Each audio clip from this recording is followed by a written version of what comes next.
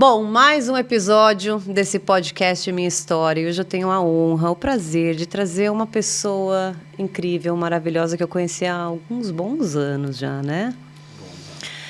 E assim, gente, ele tinha vários compromissos. Ontem ele gravou o dia inteiro, hoje ele tem stand-up, ele está com a agenda completa, lotada. E ainda assim, quando eu falei, Gustavo, eu quero muito te trazer para o meu podcast, ele aceitou. Isso não tem preço. Exatamente. Gustavo Mendes, você é maravilhoso. Você sabe que eu sou sua fã há muitos anos. Eu sou seu fã. Sou apaixonada por você. Para. E por que a gente nunca se pegou? Porque você é gay. Ah, é verdade. Desculpa. Eu tinha esquecido desse detalhe. Obrigada, Gustavo Mendes, humorista, roteirista, diretor, dublador, ator, dançarino. Dançarino de Cancan. De Cancan, maravilhoso. Exatamente, no Paris 6 Burlesque. Gustavo, o que você não sabe fazer? Eu não sei fazer doce. Doce! Não sei fazer doce. Eu posso te ensinar, porque eu aprendi. Você sabe fazer doce? Eu sei fazer doce. Mentira. Eu sei fazer doce, eu sou uma aprendiz de confeiteira. Você acredita? Mas você faria doce assim no nível de, sei lá, disputar com alguém qual é o melhor doce que faz? Por que você sempre faz isso, Gustavo? Gente, o Gustavo, toda vez que ele conversa algo no bastidor, ele traz isso. Aliás, eu vou falar de uma. Primeira vez que eu conheci você, Rede TV, Leitura Dinâmica, eu ia te entrevistar. Eu lembro que eu cheguei lá na salinha, vi você com um fone de ouvido cantando loucamente Fábio Júnior. Aí eu falei, tudo bem, eu sou a Érica, prazer. O que você está ouvindo? Ele falou, Fábio Júnior. Eu amo Fábio Júnior. Fábio Júnior é maravilhoso. Aí eu falei, falei, legal, Fábio Júnior. Você lembra disso? Qual foi a primeira coisa que você fez quando a gente entrou ao vivo na entrevista? Você gosta do Fábio Júnior?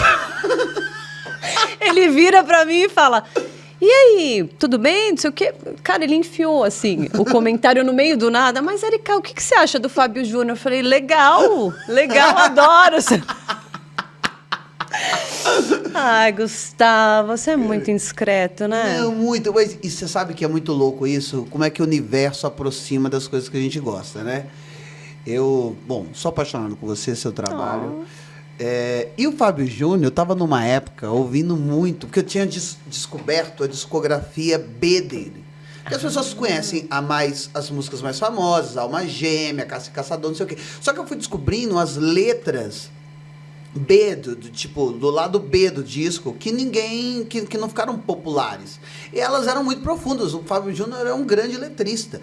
E tava falando muito, eu tava muito sentimental. Você tava muito apaixonado. Eu acho que eu tava na falsa, eu acho que tava terminando. Pode ser, mas você tava bem envolvido, assim, você tava sentindo. Porque quando eu tô assim apaixonado, eu escuto coisas mais pra cima. Entendeu? Agora, quando eu tô na fossa, eu curto letras mais profundas. Mas você não gosta de um sertanejo, sofrência? Gosta também? Gosto. Eu gosto de tudo, cara. Eu gosto de música brasileira. Porque eu preciso de letra pra me emocionar. Sim. Então, assim, e como eu não falo inglês, eu não entendo nada, então não me emociona. A não ser as coisas que eu gosto muito, tipo Michael Jackson, eu sou apaixonado com Michael Jackson. Aí eu fui atrás de descobrir as letras. Aí eu me apaixonei mais ainda. São incríveis, entendeu? Celine Dion, que é sofrida igual eu. Ela é sofrida, ela é muito sofrida. Eu sou muito sofrido. Você já teve aquela cena, assim, de escorregar na parede, assim? O quê? Essa é a minha Clássica. rotina, segundas-feiras. Essa é uma rotina, tô te falando. Eu sou muito sofrido. É muito difícil ser eu, porque... Você é intenso. Eu sou intenso. Eu tenho uma lua em Escorpião que acaba com a minha vida. Qual o seu signo? Aquariano. Aquariano. Sim. Então eu sou lua prático. em Escorpião e o ascendente? Áries. Ai, que legal, amigo. Que legal, Áries e Escorpião. Mas eu sou incrível, assim. Eu me namoraria fácil. Hoje. Né? Nessa época que eu tô hoje, eu me namoraria fácil. Inclusive, fica a dica. Me namoro. Se eu te pedir namoro, você que tá assistindo aqui... Ai, achei que era eu, já tava achando... Aceita. Não, a gente... Eu tenho problema... A gente vai chegar nesse lugar, porque eu acho que você mudou muito. Mudei. Você, apesar de ser um cara super extrovertido e brincalhão, e que parece que é vida louca, que curte tudo, eu acho que você, no fundo, é um cara super família. que quer uma estabilidade, quer ter alguém, quer ter sua vida, quer construir algo. Eu tô errada? Não sei. Eu sou muito isso, demais, assim. Eu gosto de casa, eu gosto de ter para onde voltar. Claro, eu tive uma adolescência tardia e ganhei muito dinheiro cedo. Eu fui o primeiro cara desses a sair do youtuber e ir pro teatro e ganhar dinheiro. Depois, na minha cola, vieram todos os outros. Felipe Neto, vieram o Whindersson, todos foram da minha empresa, né? Então eu ganhei muito dinheiro e não sabia daquilo. Eu venho de uma família muito pobre. E todo mundo te prepara, você é preparado a vida inteira pro fracasso. Se não der certo, você faz isso. Se não der certo...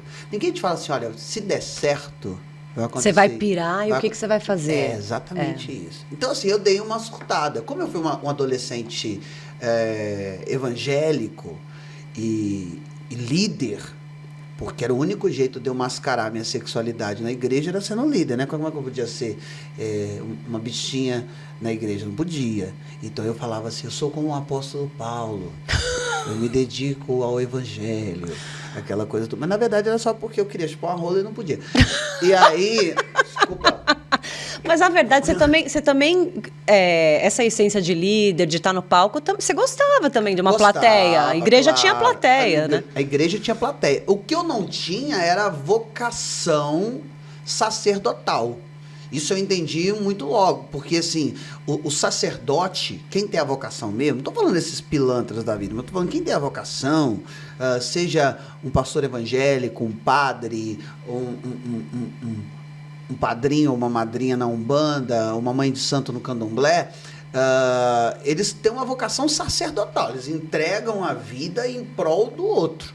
E eu não tinha aquilo, eu só queria a plateia mesmo e o microfone, entendeu? Eu era muito fã do Ratinho. E numa cidade, Guarani, de 9 mil habitantes. Não, eu era um fenômeno, você tá entendendo? Eu imagino. Porque, tipo, no culto de domingo lá, era assim, um número máximo, que é o culto que tinha mais gente, o número máximo de pessoas era 80 pessoas. Eu fazia um culto de sábado, que eu arrebentava. Aí eu botava 500 pessoas. Aí ficava gente fora. Mas como assim você fazia um culto? Você pregava? Eu pregava. Quem era o louco que deixava você pregar? Eu era muito bom nisso. Eu adoro... Mas você estudava certinho, levava a sério. Eu não sou um cara evangélico. Eu sou um cara do evangelho. Eu sou um cara de Mateus, Marcos, Lucas e João. Jesus era o cara. A gente estava falando um pouquinho antes aqui sobre Jesus. Eu sigo a filosofia, a questão do perdão, a questão do amor. Isso para mim é muito forte e está muito na minha alma, na minha essência. Mas não sou evangélico, porque o ser evangélico tem um conjunto de outras coisas que vão além do evangelho. Parece que o evangelho é muito pequeno, assim, sabe? Diante dos dogmas que se criaram e tal. Sim. Eu sei o quanto que eu sofri em igreja, imagina. Uma criança viada no interior, sendo da igreja, falando que aquilo é doença, que você vai morrer. Nossa, era desesperador para mim. Então, Mas você passou por isso? Falava-se sobre isso? Falava-se sobre isso. E eu acho que quando o meu pastor começou a desconfiar que talvez havia dentro de mim uma pequena moça querendo sair, ele parou de falar no assunto, porque eu era tido muito como a menina dos olhos daquela igreja, porque eu era muito bom no que eu fazia, sabe? Tudo que eu sou no palco hoje, eu era exatamente assim, só que pro evangelho. Mas eu não... E era uma igreja muito singela. A igreja que eu frequentava era muito singela, era muito simples. As pessoas eram muito equivocadas no que falavam, mas eram sinceras, não eram equivocadas propositalmente. Entende essa diferença? Não, e eu entendo também o papel da igreja na sua vida, porque era um grande evento. Numa cidade de 9 mil habitantes, eu imagino que não tenha muito entretenimento, né? Quer dizer, você vai numa padaria, vai num bar, tem uma pracinha, né? São Eu fui beijar com 18 anos, gente.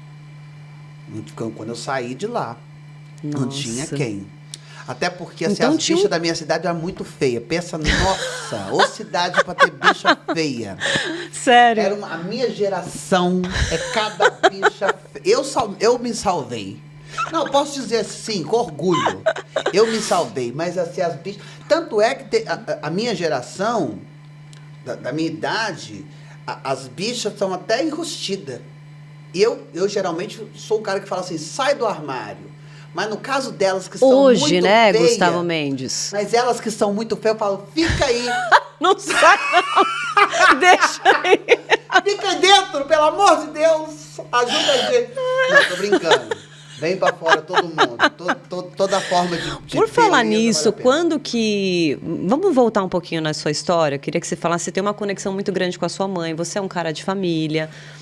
Como que foi isso para você na infância? Assim, qual a maior lembrança que você tem com a sua mãe de conexão, de aprendizado, dessa fase que você provavelmente estava se sentindo um pouco perdido na igreja? Para onde vou? O que quero ser? A cidade é pequena? Eu quero o mundo?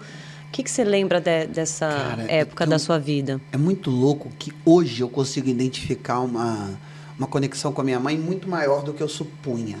É muito louco. Eu tenho uma conexão com a minha mãe hoje, assim, do tipo, ela tá com vontade de fazer, eu tô com vontade de comer alguma coisa, eu penso, ai, com vontade de comer aquilo, ela me liga e fala assim, filho, eu fiz isso. Exatamente.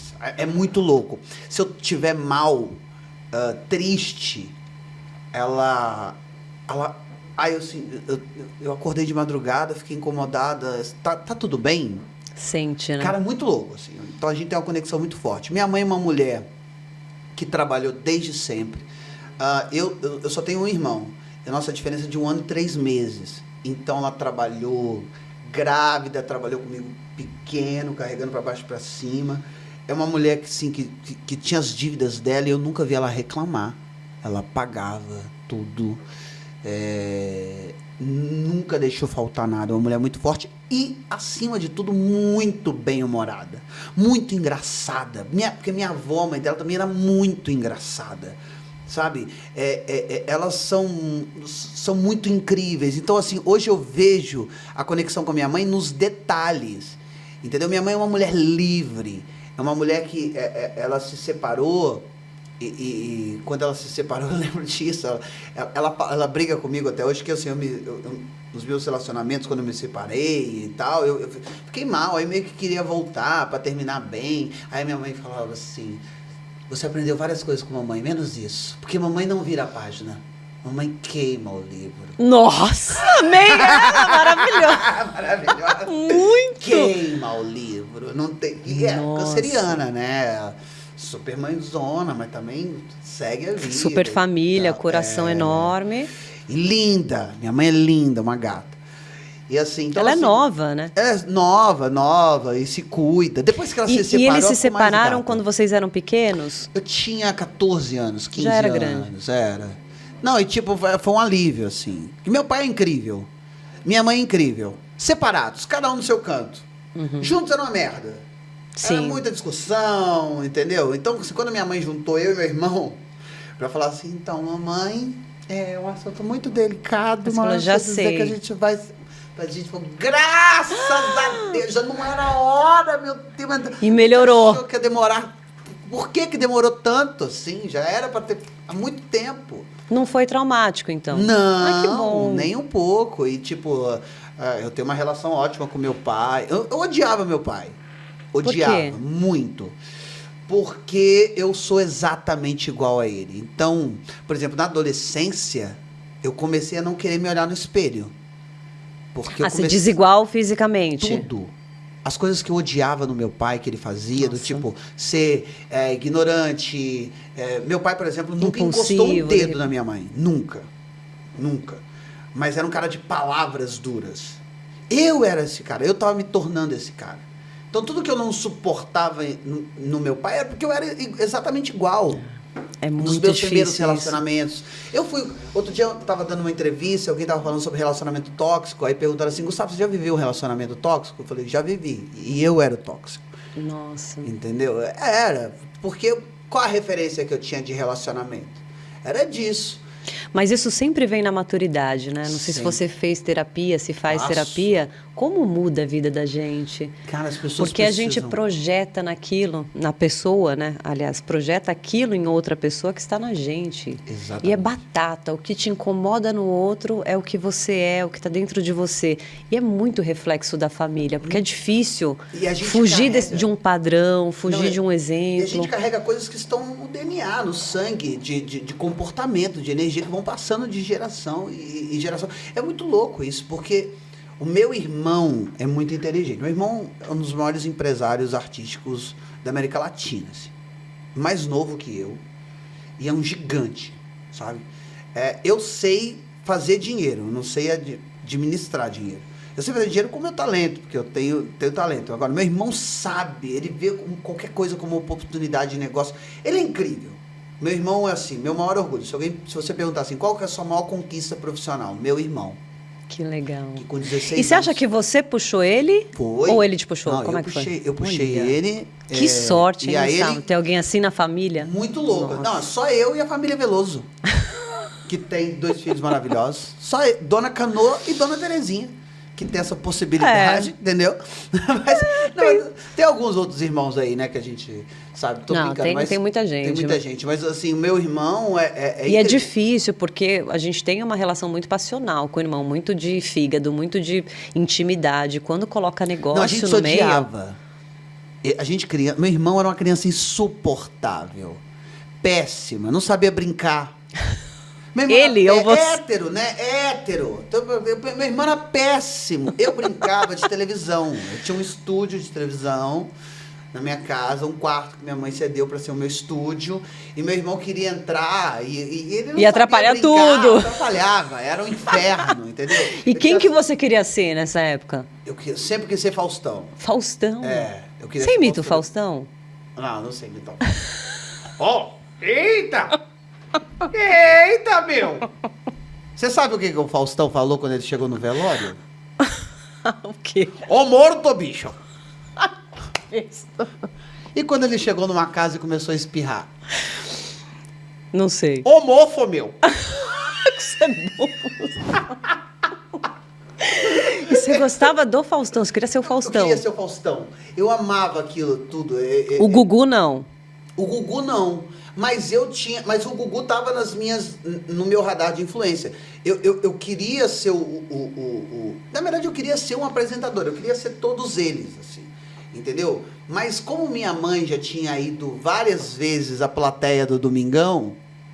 Mentira. Minha mãe adorava. Assim, todas as excursões que tinha. Ela vinha de ela Minas ia. pra ir na plateia do Ia. Faustão. E foi muito louco, que a primeira vez que eu fui no Faustão, eu fui pra ficar 8 minutos no ar e fiquei 45 minutos no ao vivo. E rendendo com ele. Imagina. E eu teve uma hora que eu criei intimidade no palco. Ô, mãe! Virei pra ele e falei assim... Falei, Fausto, minha mãe já veio aqui no seu programa umas 15 vezes, você manda abraço pra todo mundo, você nunca mandou abraço pra ela. Ele virou e falou, pra quê? Pra dona Terezinha? Ele sabia o nome da minha mãe. Aí eu fiquei 15 segundos em choque, assim. Você procurando ela, mãe! Caraca, ele sabe o nome da minha mãe, meu Deus. É um gênio, né, cara? É um gênio. E eu queria, por exemplo, na minha infância inteira, eu nunca usei sandália ou chinelo. Por quê? Porque eu vi... O Gugu não usava chinelo. O Faustão Você não queria usava ser um chinelo. pequeno homem. Eu queria ser um pequeno homem. Ah. Meu sonho era ter um terninho. Que fofo. Eu juro, eu queria que... Eu nunca quis outra coisa na minha vida. Só que quando eu conheci a igreja, foi onde eu vi a possibilidade. Aí eu lembro que tinha um pastor, Jesus, já é falecido. Jesus? Jesus, o nome dele. Agora não é Jesus, é Não, Jesus. Jesus. Pode se igualar a Jesus. Jesus falecido, Deus o tenha. Da igreja quadrangular Você tá lá de falando Guarani. sério, Jesus? E o Jesus fazia, e ele gritava, e ele era muito enfático e tal. Ele só era ruim que ele cuspia. Assim, era chuva de bênção. Você não podia sentar na exatamente. frente ali, você não podia. Ah. Mas quando eu vi aquele cara gritando, e ele usava sempre assim, uma calça social, uma camisa meio larga, né? Uma coisa meio dos anos 90, meio dos anos 2000, que era larga. Tinha ombreira assim. também? Isso, e uma gravata, sem blazer. Quem usava isso nos anos 90? Ratinho. Eu falei, cara, então esse cara... Eu vou juntar isso com aqui. Isso, com aquilo dá pra eu brincar aqui. E eu tinha vergonha de usar gravata na frente dos meus amigos, então eu levava uma gravata no bolso. Quando eu chegava na igreja... Você era um mini pastor de verdade, Gustavo. Você tem imagem disso? Você tem isso gravado? Eu não sei. Eu acho que o pessoal da igreja deve ter. Mas como eu falo muito mal da igreja... E você ensaiava em casa? Não, mas você ensaiava em casa, tipo... Ensaiava. Por isso que eu acho que eu impressionei, porque eu estudei sozinho. Eu tinha algumas referências. Eu vou falar uma coisa que eu nunca falei em lugar nenhum, mas eu vou ter que assumir. Fala, assume. O Malafaia... Eu gostava dele, cara. Como eu não entendia que ele falava muita bobagem e nem sabia que ele ia se tornar esse grande babaca. Mas assim, que ele se tornou, a forma de se expressar, ele até é um dos mais discretos. Não, ele era muito enfático. Eu adorava aquela forma enfática dele falar. Então eu queria ser Ele era, hoje tem a impressão... E tinha um outro que pregava... Hoje eu vejo que assim, o que ele pregava era só besteira, bobagem, muita heresia, totalmente fora da realidade. Um sujeito bem ignorante teologicamente, bem burro mesmo. Mas como eu não sabia disso, eu não tinha noção, eu era criança, eu gostava da forma como ele contava a história. Que era adolescente Marco nessa época. Feliciano. A forma como ele pregava, ele contava uma história começo, meio e fim, e ele tinha tanta certeza do equívoco que ele estava falando, da ignorância que ele estava dizendo. Eu volto a repetir, o Marco Feliciano é um cara extremamente ignorante, teologicamente, um cara insuportável, um dos piores... Você conheceu ele depois? Conheci, ele é escória, é uma das grandes escórias da nossa sociedade, um péssimo representante dos evangélicos, uma pena que ainda tem gente que acredita nele, mas a forma como ele contava a história me encantava, e eu criança ficava encantado por aquilo. Então assim, imagina só, dois sujeitos que eu tenho pavor e que são de serviço para a população, para a sociedade. Foram referência quando da eu era sua criança. E, de certa forma, me ajudaram a evoluir como artista, como performer, né? Com certeza. Não como ser humano, mas como certeza. performer, ajudaram. Eu nunca falei isso, e pode ser que eu me arrependa muito de ter contado isso, mas estou aqui de coração aberto, você faz gente... Não, mas isso é legal, porque é exatamente o que você falou. Naquela época, você não tinha a consciência que você tem hoje, você não tinha os conhecimentos que você tem hoje, né? A sua visão de mundo, visão de mercado, do que é a igreja, do que ela representa, como você ia se posicionar. Então, é muito legal você falar isso. E é muito legal a gente ser uma metamorfose ambulante. Eu sempre brinco, né? As pessoas, eu não sou assim, eu não vou mudar. Eu falei, eu quero mudar todos os dias. Se for para melhor... Se for para aprender coisas novas, eu não tenho vergonha nenhuma de falar, penso diferente. Olha, mas você pensava isso? Pensava. E olha, ouvir outro lado, não é que é interessante? Cara, né? eu também, eu sou... Não é vergonha. Não tenho vergonha nenhuma. Por exemplo, eu acho que se tem uma coisa que eu aprendi que me fez crescer como ser humano e ser um cara melhor, eu tenho muito orgulho disso em mim, foi quando eu aprendi sobre perdão. Perdão e perdoar. Isso é uma coisa que é uma coisa... E pedir desculpa. Eu peço desculpa. Eu num conflito, eu estando certo e você errada, para que eu não te perca, porque você é importante para mim, porque você é importante como pessoa, como ser, eu peço desculpa, eu volto atrás. Hoje, eu te vejo, eu te conheço há alguns anos, eu te vejo com muito mais maturidade, tanto profissional como pessoa. Eu acho que você passou por vários momentos difíceis. As pessoas te olham, falam, pô, o Gustavo é engraçado, tá sempre bem, pô, o cara é rico, faz show, é sucesso. E a vida é muito difícil para todo mundo. A gente sabe onde é que o calo aperta, onde dói, a gente tem decepção amorosa, a gente tem decepção com a gente mesmo, em vários momentos da vida, tem dificuldades, enfim. Em que momento você acha que você fez essa virada de chave, assim? Porque você era muito mais impulsivo, explosivo e tal. Hoje eu te vejo muito mais consciente, assim, muito mais calmo, muito mais humano. Teve uma virada de chave que passa por um médico que foi muito incrível. Eu sempre tive problema, não tenho mais, mas eu tinha um problema muito grave com compulsão. Então eu nunca fui um viciado em nada, mas eu era compulsivo. Então eu tive uma compulsão por compras, sim, muita compra. Depois eu tive compulsão, aí eu troquei, porque a compulsão, se você não trata, ela troca. Então eu troquei por uma compulsão por álcool. Aí troquei por uma compulsão por remédio para dormir. Aí eu cheguei a tomar 80 gotas de Rivotril por dia. E aí eu fui ao médico. E aí ele falou assim, você tem que parar, senão você vai morrer. Só que E se nesse você momento tem... sua vida estava conturbada, muito conturbado, show, show, muito querendo preencher tudo. algo que você não sabia o que era. E aí só que pra eu aquariano, você falar assim, você tem que parar, você vai morrer, eu falo, não tem que parar, gata. Parar o que eu quiser. Só que aí ele continuou a frase, e aí foi libertador pra mim. Ele falou assim, você tem que parar, você vai morrer. Só que tudo bem você morrer. Você já tem uma história linda. Aí você acordou, você falou, não, não tenho. Cara, não tenho. Eu não fiz nada do que eu quero. Eu tenho muita coisa. Eu quero, ainda preciso ser Faustão. Ainda preciso virar o Faustão que eu quero. Eu sou um comediante bom, eu sou um bom ator, mas eu quero ser apresentador. Eu ainda não virei apresentador. E aí eu parei. E aí troquei pela... E uma resistência também, né, Gustavo? Porque quando você está numa posição que as pessoas te vangloriam, te acham o máximo, só te elogiam, só puxam um saco e tal, você também se perde. Quem sou eu? Por qual é o interesse em mim, sabe? Muito. Porque a gente sabe a nossa essência, a gente sabe, né, no fundo, quem nós somos. E nós não somos aquilo que as pessoas projetam. Ai, perfeito, maravilhoso, não sei o que. Você fala, pô, eu sou cheio de defeitos e tal. Eu escutava absurdos do tipo assim, depois do Chico Anísio, o melhor comediante que tem é você. Claro que não. Oh, caralho, Chico Anísio, um deus. Um deus. Da comédia eu tô longe. Mas são tempos disso. modernos e tem pessoas que vão te achar melhor do que Chico Anísio.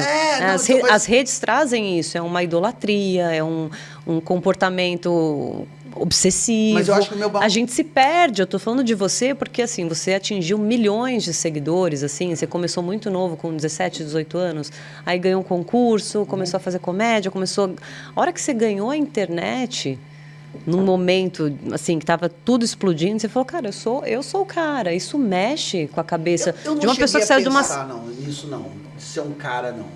Assim, eu sou o cara. Mas não é você que pensa, as pessoas falam isso para você. Elas falam. É isso que eu falo. Mas eu não acreditava nisso. Isso nunca me envolveu. Sabe qual para mim foi o grande problema? Que quando eu comecei a ganhar dinheiro, e eu comecei a ganhar... Eu trabalhava desde muito cedo, mas quando o dinheiro começou a entrar, ele começou a entrar muito.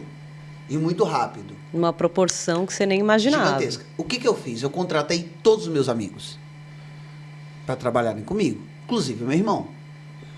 Eu falei, larga tudo, vem para cá. Mas eu acabei de ser pai, meu irmão foi pai com 16 anos. Eu falei assim, eu banco tudo. Eu banco o teu aluguel, eu banco a escola dos meninos, quando eles cresceram e tal, eu banquei escola, a melhor escola, eu pagava adiantado 3 anos de colégio. Porque eu queria meu irmão e eu desde pequeno, apesar do meu irmão ter sido uma criança péssima, eu sabia, algo me dizia, e eu falava isso, que ele seria meu empresário, ia cuidar de toda a minha carreira, e de fato é o que é hoje, entendeu? Então eu precisava treiná-lo para isso. Mas o que aconteceu? Quando eu contratei todos os meus amigos, eu perdi a coisa do amigo que fala assim, pô, maneira aí. Menos. Nossa, você tá pirando. Quem conhece a gente de verdade. Entendeu? Faça menos. Menos. Sabe? E aí eu... Porque aí é uma outra relação. Você passa a ser chefe. Né? Então a pessoa te respeita e fala, bom, ele é assim, não vou falar, isso pode me atrapalhar. Pode me atrapalhar. E aí eu comecei a ter amigos de contrato, né? Que eram, tipo, pessoas que eu pagavam para estar comigo, assim. Sabe, você acaba contratando. Você é um cara de muitos amigos? Não, pouquíssimos, mas pouco mesmo, assim. Eu já fui um cara muito frequentado, tipo, minha casa aqui em São Paulo era uma loucura, tinha gente dormindo no quarto de hóspede que eu não sabia quem era, sabe? Era eu, um dia eu... Mentira. Era uma loucura. A primeira coisa que eu fiz de mudança foi cortar o excesso de pessoas, entendeu? Primeiro eu cortei o excesso de pessoas, depois eu cortei o excesso de comida, depois eu cortei o excesso de álcool, os excessos. E essa compulsão, ela foi controlada, ela foi Ela consciente, né? Você trouxe essa consciência na terapia. Na terapia, porque eu tive que fazer 5 sessões de terapia para me submeter à bariátrica. Então você é obrigado a fazer 5 sessões. Porque lá eles vão investigar se você tem tendências à depressão, a querer tirar a vida e tal, porque pessoas que têm esse tipo de tendência, elas não são aprovadas para cirurgia bariátrica. Porque você pode dar louca Sim. e se matar.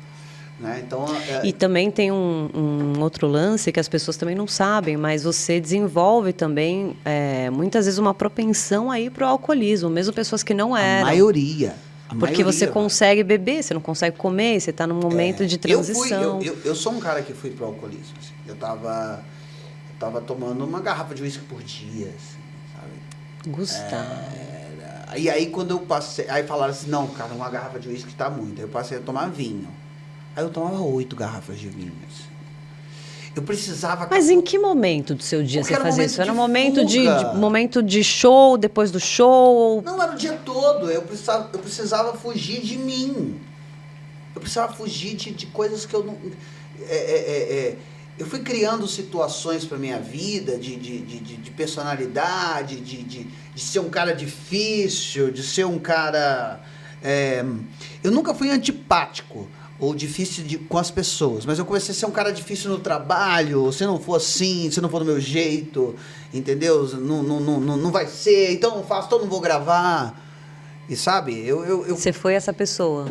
Eu criei essa casca, porque eu era um moleque do interior, muito novo, porque vale lembrar que eu estourei como Dilma, eu tinha 22 anos, 23 anos. Sem Gu, conhecer nada. vamos voltar nesse momento, se você conseguir puxar, assim, o que você sentia nessa época? Qual é a busca que você falou? Eu queria um refúgio, eu queria me perder. Do quê? O que te machucava nessa época? Eu estava muito sozinho. Eu estava num pedestal muito alto e completamente sozinho. Eu tinha um namorado na época que não elogiava nada, que não perguntava nada. Uma pressão também, porque você não tinha assumido isso para ninguém. Absurda. Não, mas para os meus amigos, eu tava de boa. Mas quem eram seus amigos? O Brasil te conhecia, é diferente, exato, é uma pressão diferente. Seu amigo não vai te julgar. Mas quando eu assumi gay, foi por um único motivo. Porque e é muito recente, 2019, 18? 2019. Porque o Marcelo Bonfá, jornalista grande, me perguntou. Eu nunca tinha assumido até então, porque ninguém nunca tinha me perguntado. Só que ele fez uma pergunta direta. Ele falou assim, você fala de sexualidade no seu show e tal, a sua sexualidade, o que é? Eu falei, eu sou gay. Então não foi uma... Você nem sentiu nada? Você falou, não, eu falei... Ele ficou preocupado.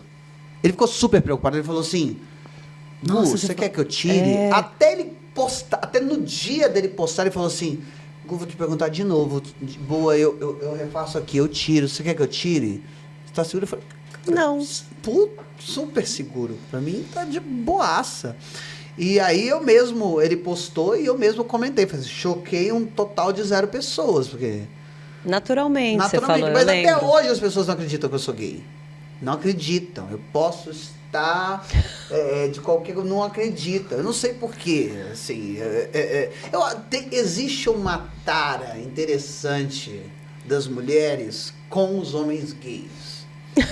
Que eu acho que é uma coisa de...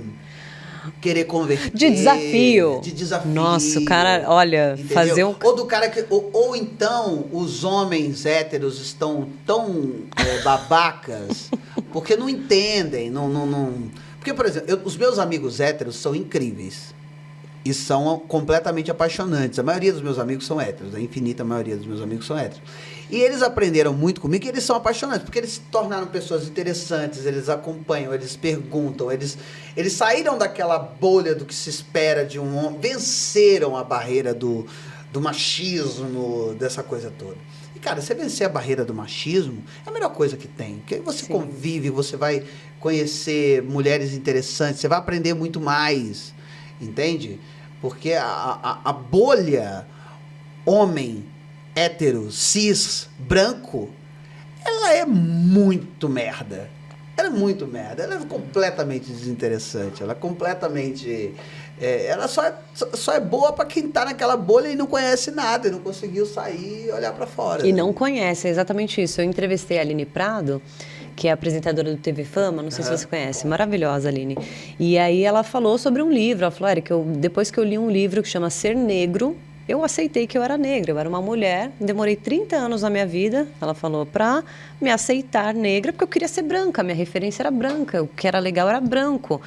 Né? E ela falou dessa transição, desse momento, hoje ela é super militante, enfim, a Aline é gigante. E eu acho que isso é parte de um processo de educação, de aprendizado, não tem que ter medo de perguntar. Eu, quando tinha as minhas questões e dúvidas, tinha vários amigos que chegavam para mim e falavam assim, mas vem cá, como é que é ser trans, né? Para uma amiga minha que é trans. É assim, eu pergunto, porque é uma coisa nova para todo mundo. A minha avó não sabe o que é isso. Sim. Meu pai também não vai saber. LGBTQIA... Mas só o fato de você estar e ter amigas trans já mostra uma evolução. Porque o que vale... Não, porque o que vale é o seguinte. É eu me perguntar assim. Quem são meus amigos negros? Quem são meus amigos pretos? Eu tenho amigos pretos? Se eu não tenho, eu tenho um problema. Eu chego num lugar, um restaurante, e eu olho em redor. Só tem branco. Aquele lugar não me cabe. Para eu que sou uma pessoa que sou antirracista, se aquele lugar só tem branco... E é justamente isso que ela falou sobre esse livro. Não basta não ser racista, tem que ser antirracista. E isso é uma coisa que eu acho que as pessoas têm que educar. Quem tem já essa consciência... Exato. Sabe, exato. Quem entende sobre o racismo estrutural tem que ensinar, sabe? Não pode também aquela coisa, taca fogo. Eu acho que a gente tem que aprender, quem precisa aprender tem que procurar. Quem pode ensinar e quem pode ensinar tem que estar disposto também. Tem que estar disposto, mas eu acho que a população preta, a população trans está cansada de o tempo todo ter que se explicar. Gustavo, eu senti que na pandemia você postou muito mais vídeos, muito mais conteúdo, porque os shows estavam suspensos e tal. Eu senti um certo fígado meio inflamado ali, querendo jogar. Irritadinho. Você estava irritadinho, você estava desbocado, você estava muito politicamente ativo e senti um pouco de ódio ali. Tava chato. Eu não queria falar, mas Tava chato, tava insuportável. Porque as pessoas esperam de você coisas leves pra rir. Aquele momento que você tem que falar, você vai colocar ali, mas você sempre teve o equilíbrio. E ali você tava muito... Muito. E eu tava com ódio das pessoas. E aí tudo aquilo que eu me posiciono contra, que é o pensamento unilateral, que eu sou a favor da diversidade e tal, eu me contradisse no meu comportamento. Uma visão maniqueísta, assim, né? É lógico que eu tava... E aí quem apoiava alguma coisa que fosse contra o que eu pensava, eu ficava maluco e tal, e com muito ódio. Mas era um momento em que eu fui muito massacrado, tava enjaulado, uma fera enjaulada, enclausurada, né? E aí eu sei que eu fiquei muito babaca e me excedi. Porque só o amor pode ensinar. E só o amor pode aprender. A gente com ódio, a gente não aprende nada. E a gente com ódio não ensina absolutamente nada. E a gente com ódio, a gente quando tem só uma única visão, a gente é exatamente igual que a gente critica. Exatamente. Porque eu tenho que entender... Por que você pensa assim? E há pontos positivos em tudo. O problema é a inércia. O problema é aquele que não fede nem cheira bem. O problema é o nada.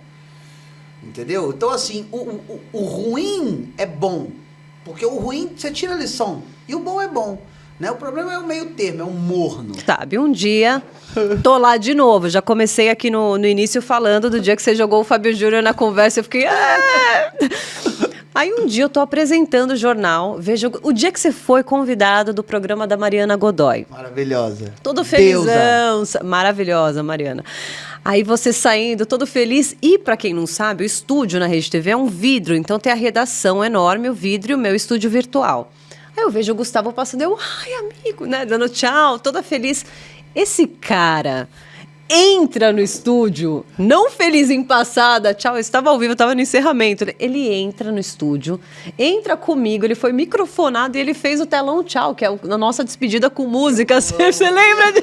Você lembra? Era o meu sonho fazer aquilo. E eu do lado ainda fiz uma dancinha. Eu falei, gente, eu vou ser mandada embora, porque eu sou bem dessas. Eu sou séria, sou jornalista, tenho, né, toda uma postura, mas quando eu junto aqui. E o Leitura Dinâmica é um jornal premiado, né? É um jornal inovador. E você falou, você tal. lembra do texto? Você foi lendo o TP e tal, e agora? E eu falei, não, que eu falei música pra da você, eu Shakira. falei, meu sonho é ler um TP de jornal ao vivo. E você permitiu essa minha realização. Ele entrou lá e eu comecei a rir. Aliás, eu toda vez, né? Eu não me aguentava. Eu tentava, não, você séria, imagina. Saudade de ir lá, viu?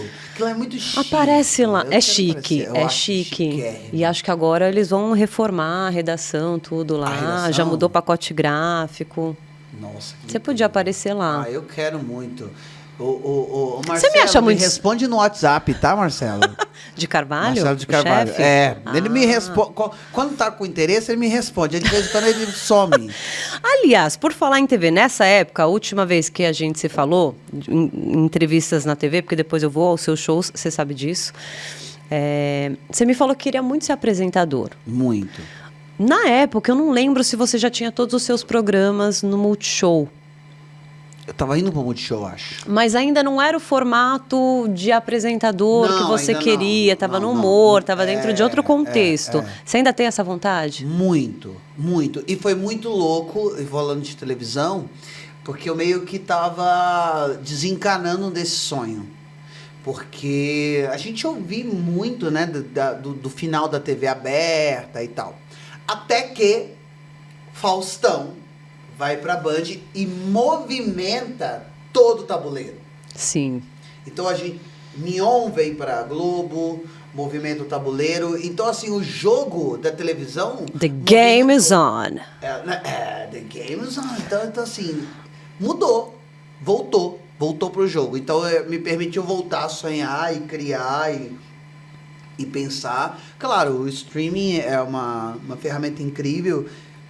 Eu vou estar no streaming, com filme, quero estar com série, mas quero estar como apresentador, que eu acho que é onde eu serei melhor. Embora eu nunca tenha sido apresentador de TV, eu acho que eu nasci para isso. Eu estou me preparando a vida inteira para isso. Ser comediante... Então comece, meu anjo. Mas não é só se eu comprar uma emissora. Mas posso te falar, hoje a realidade, claro, ainda a TV aberta tem um peso enorme. A gente ouve isso desde que eu estava na faculdade. A TV aberta vai acabar, o impresso vai acabar, tudo se transforma, tudo se adapta, enfim.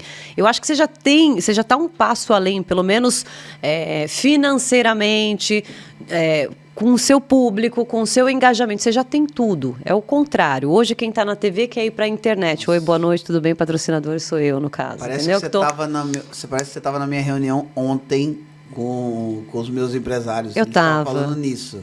Exatamente disso. Assim, O meu metaverso aqui, estava. Vamos pegar o programa e vamos fazer aqui no YouTube. Exato, Gustavo. Você não precisa de televisão. Eu acho, mas que eu quero muito. Porque assim, qual que é o meu sonho de vida? Qual é? A minha referência é Xuxa descendo na nave, microfone branco. Sabe microfone branco? Amigo, ia ser muito brega isso hoje em dia. Para. Não é. Duvido. Não é. Eu fico com... Duvido que você vai fazer o programa. Eu amo. Tem uma pessoa que eu amo, que eu sou apaixonado, que é a Adriane Galisteu. Maravilhosa. Eu sou apaixonado com a Adriane Galisteu. E a Adriane Galisteu tinha um microfone branco. Tinha. Na Fazenda, ela não tá usando o microfone branco. E era branco e tinha strass, tinha toda uma... Ela né? botou o microfone branco no cenário. Para as pessoas que sabem que gostam dela com o microfone branco. Mas ela tá apresentando com o microfone preto. E é meu único... Eu falo, Record, Carelli, deixa ela usar o microfone branco? Hoje, o que você faria na TV? Qual o seu projeto? Se você tem algum projeto em mente, que seria? Eu queria fazer algo uma mistura de Perdidos na Noite, que eu acredito nessa volta, porque o que é o Mion? O Mion é o novo Chacrinha. Com os musicais, com as brincadeiras, com aquela coisa. Eu queria fazer uma mistura de Perdidos na Noite, com musical, com humor. Um programa que fosse um grande circo, sem chamar atração. As atrações entrassem, elas existissem. E elas acontecem simultaneamente. Eu é que me movimentaria pelo cenário, apresentando. Alô, produção, aqui. você vê que essa ideia é muito maluca. Talvez por isso ela não tenha acontecido até hoje, né? A cabeça do fantástico mundo de Bob. Não, tá formatado. Tem um programa na Itália que é o... A Fila. É assim, malucão? Tudo acontece? É isso, tudo vai acontecendo ao mesmo tempo e o apresentador ele vai pros bastidores, não sei o que. Acontece. Mega produção. Eu sou um cara é que isso, pesquisa você é um televisão. homem caro, Gustavo Mendes. Eu sou um homem caro. Um homem mas caro. Como bom brasileiro, eu sei fazer baratinho. Um homem que exige 28 roteiristas para o seu programa. Mas eu aprendi a fazer baratinho. Eu sei fazer... Baratinho pra quem? Baratinho dá pra fazer na Rede TV. Dá pra fazer lá. Dá pra fazer lá. Dá pra fazer Marcelo. lá. Marcelo. Quando eu liguei pra lá, que eu sabia que o domingo ficou vago, aí já tinham contratado um elenco novo pro Lasquei. Mas é engraçado, né? Como tem alguns fenômenos que chegam, assim, produtos que você investe tanto tempo, tanto formato e traz de fora e não funciona, e outras coisas que, né? De repente, com vídeo de WhatsApp, com uma galera mais descolada, deu super certo. Não, né? e eu acho... E também essa coisa eu repeli muito público nessa minha fase agressiva. Você parou? Total. Só um pouquinho, tem as pitadas. Não, hoje eu sou... Mas hoje eu acho que o conteúdo é a Dilma roteirizado, sim. É a Dilma roteirizada e a Dilma é um personagem, a Dilma é a Dilma. Eu, não. Se você me perguntar assim, Gustavo, o que você é? Pergunta. Gustavo, o que você é? Marina. Porque quando Marina. você fala assim, eu sou Marina, ninguém briga com você. A pessoa te dá um abraço. Posso te contar uma coisa? Eu não deveria, mas olha, na última eleição eu comecei a ver essa torcida, essa polarização, essa coisa enlouquecida, briga de família em grupo de WhatsApp. Teve. Uma não falava com a outra porque não, é radical, não sabe? Enfim, amigos. E assim, eu sou libriana, eu sou paz e amor, eu odeio briga, eu odeio conflito, né? Então eu descobri uma tática. Qual? Porque eu tinha o meu posicionamento, já sabia desde o início em quem eu ia votar e tal. Então, se você chegasse assim, pô, Eric, em quem você vai votar? Eu devolvi a pergunta, quem que você vai votar? Eu ainda estou um pouco na dúvida. No Ciro. Ciro é legal. Quem você vai votar? Vou votar... Não, agora eu falo na Marina. Então... Se ela não se candidatar, eu vou votar dela do mesmo jeito. Qualquer nome que falasse... Não, eu ia falar, pô, por quê? Eu levava para um outro lado, eu não ia para o embate, entendeu? E funcionou super. Pois é, mas... Não perdi amigos. Mas eu precisava, porque como eu fiz sucesso com personagem político, cobrava muito de mim posicionamento político. E eu acho que tem que ter também, tudo bem. Só que hoje, Gustavo, eu de cara sou Marina, porque Marina, ninguém vai brigar. Você fala assim, eu sou Bolsonaro. Bolsonaro, não sei o quê. Eu sou Lula. O Lula não sei o quê. Marina Quando você fala Marina, acabou o assunto. Um abraço com pena, isso. Porque a Marina é sofrida. A Marina fala assim, olha, eu vou dizer uma coisa pra vocês. Eu fui alfabetizada aos 16 anos de idade. Eu trabalhava no convento e eu não tinha tempo. Eu capinava.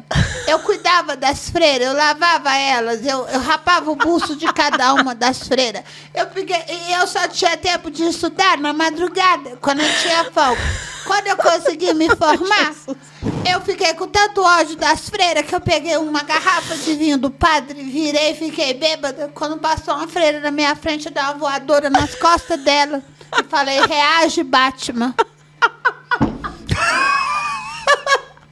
Eu tive febre amarela, febre aftosa, tive dengue, chikungunya, tive malária 16 vezes, tive tifo. Eu namorei um boto cor-de-rosa na forma humana por 3 anos. ela é surpresa. Eu amo a Marina, um beijo. Eu namorei um boto cor-de-rosa. Ai, para, pelo amor de Deus. Então a Marina não tem conflito. Marina é neutra. Marina é a solução da paz mundial, entendeu? Eu acho assim. Parece que esse ano ela não Porque, vai no se fundo, candidatar vamos falar sério, assim... Dilma é um personagem, você já falou isso 1000 vezes, quem te conhece, quem acompanha seu conteúdo, nunca foi um posicionamento político, era uma coisa engraçada, era um momento diferente da, E o né, humor da é política. oposição. Quando Sim, a Dilma estava sim. no poder, eu... Sim, fazia piada com ela. Eu tive uma tal. entrevista agora, eu fiz uma live com o Ciro Gomes, e eu gosto muito do Ciro. Muito, muito, muito. O Ciro é um cara incrível, inteligentíssimo. Mas eu falei, Ciro, eu gosto muito de você, mas se você foi eleito... No dia seguinte, eu tô te descendo a ripa. A função do humor é ser oposição. Sim. O humor não tem a função de elogiar. Ele não pode, ele é oposição. Isso que as pessoas não entenderam. Porque as pessoas viveram um momento de extremos. Mas é bom. O extremo é doloroso. Mas ele é bom porque é a física, e a física não erra.